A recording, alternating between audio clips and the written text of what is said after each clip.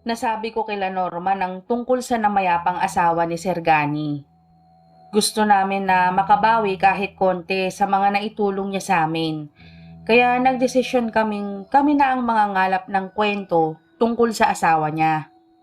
Pero dahil sa mga nangyari kila Norman, nakalimutan namin yung sinabi ni Ma'am Cruz na dayo para sa kanila sa lugar namin si Sir Gani. Saka lang naalala nila Lester nung sabihin sa kanya ng tatay niya na hindi naman daw taga sa amin si Sir, na kung may napangasawa itong taga sa amin na namatay na, sigurado matatandaan nila dahil hindi pa naman ganun katanda si Sir. Nang mga panahon na yon, parang nasa mid-20s lang siya. Kinabukasan, nung uwian na namin ng hapon, nakasalubong namin yung kaibigan ni Sir Gani, yung nakausap ko sa bahay niya, si Kuya Tasyo. Milagros. Milagros Hunyo ang pangalan niya. Hindi nila kilala si Gani. Huwag yun na lang siyang babanggitin. Hindi rin kasi sila kinasal dito. Sabi nito, saka umalis na pagkatapos nitong guluhin ang buhok ni Norman. Pagdating ng araw ng Sabado, pagkatapos naming magsitulong sa mga magulang namin sa bukid, nagkita-kita kaming magkakaklase sa basketball court. Doon, nagsimula kaming magtanong-tanong sa mga tambay. Yung mga tingin namin kasing edad lang ni Milagros. Pero walang nakakakilala sa kanya. Kaya naghiwa-hiwalay kami noon na bigo. Nung kumakain kami ng hapunan nila nanay, bigla akong natanong kay nanay, nagbaka sakali lang naman ako. Baka anak ng kakilala o nakababatang kapatid ng kaibigan niya. Tapos napansin ko natigilan sila ni tatay sa pagkain. Paano mo nakilala si Miyang? Tanong ni nanay. Sunod-sunod na ang naging palusot ko. Na kunwari natulungan ni Miyang o Milagro si Sir Gani noon. At isa sa dahilan bakit dito siya sa amin nagturo ay para makatanaw ng utang na loob kay Milagros. Napatawa naman sila ni tatay. Tapos nagulat ako sa sinabi ni nanay. Kaklase niya noong elementary si Milagros. Magkasing edad sila. Etang ina, pa-40 na noon ang nanay ko. Gulong-gulo ako noon pero tinandaan ko pa rin lahat ng kwento niya tungkol kay Milagros. Tapos kinabukasan, binawasan ko yung ipon ko. Nakisabay ako kay Quintin na magpunta sa bayan para bumili ng yellow paper. Doon ko kasi isusulat yung mga kwento ni nanay. Nang malaman naman yun nila Quintin, nagsibili na rin sila. At katulad ko, nakakuha sila ng kwento tungkol kay Milagros sa mga magulang nila. Si Quintin, yung tatay niya na taal ding taga dito sa amin, ahead lang ng 2 taon kay Milagros noong elementary sila. Yung nanay naman ni Aki, naging sastre ng nanay niya sa butik nila sa bayan si Milagros. Si Aki yung ilan sa mga nakakaangat ang buhay sa amin. Hapon ng tatay niya. Nang maisulat na namin lahat ng nakalap naming kwento, inisprayan ni Aki ng pabango niya yung mga papel. Tapos nag-usap-usap kami tungkol sa mga bumabagabag sa amin tungkol kay Sir Gani. Nang matanong kasi namin kay Ma'am Cruz kung ilang taon na nga ba si Sir Gani, nalaman naming 27 pa lang siya. Si Milagros naman kung buhay pa siya, 40 na sana. Eto pa, hindi alam nila nanay na patay na si Milagros. Ayon sa kanila, sumama si Milagros sa isang grupong dumayo dito sa amin noon. Hindi na siya bumalik pero dati ay nakakasulat pa. Hindi rin alam ng pamilya niya kung nasaan talaga siya. Yung sulat kasi may nag-aabot lang sa kanila.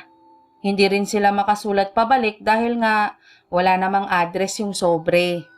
Pero may 11 taon na natigil yung pagsulat ni Milagros. Pero may sinabi din sa akin si nanay. Ang hinala niya, sumama sa kilusan si Milagros.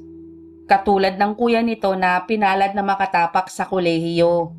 Si Milagros kasi mula nung hindi na nakauwi ang kuya niya, lagi na nitong bukang bibig na hahanapin niya ito.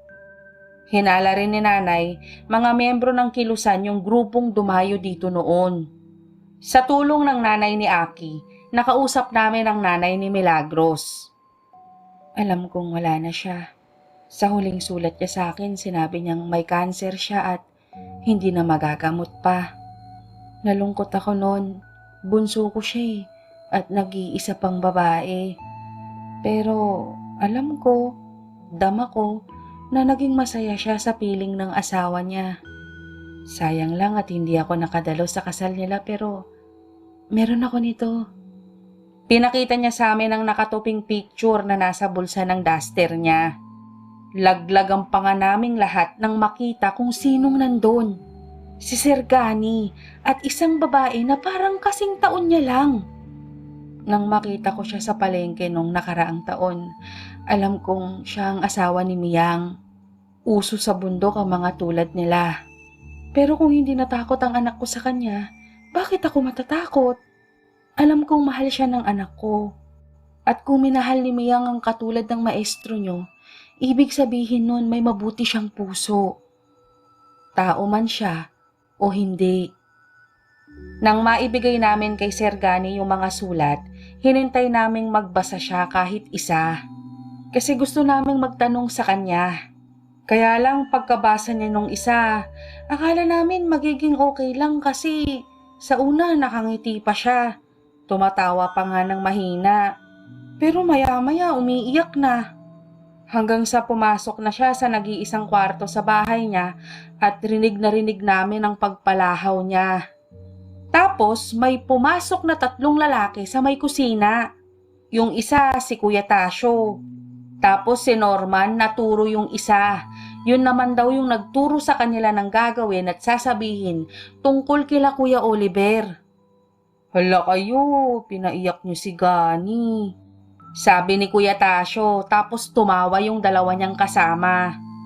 Tapos nagulat kami nung i-group hug nila kami. Salamat mga anak. Sabi ulit sa amin ni Kuya Tasyo.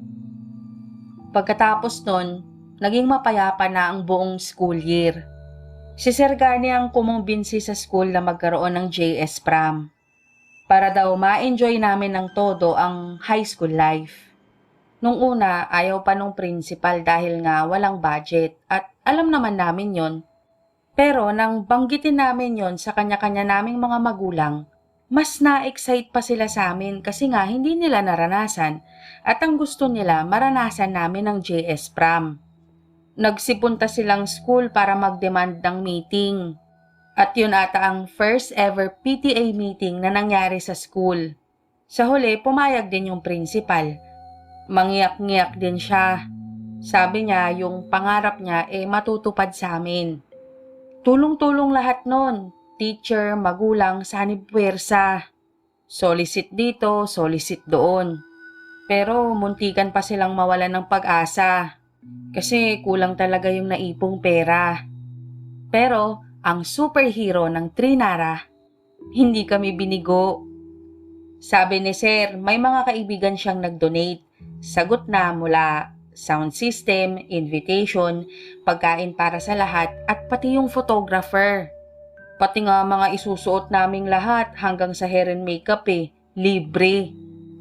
Nakakatawa nga rin na ang nag-ooperate ng sound system ng gabing yun sila Kuya Tasyo. Mga kaibigan din ni Sir Gani na first time naming makita ang mga nagki-catering.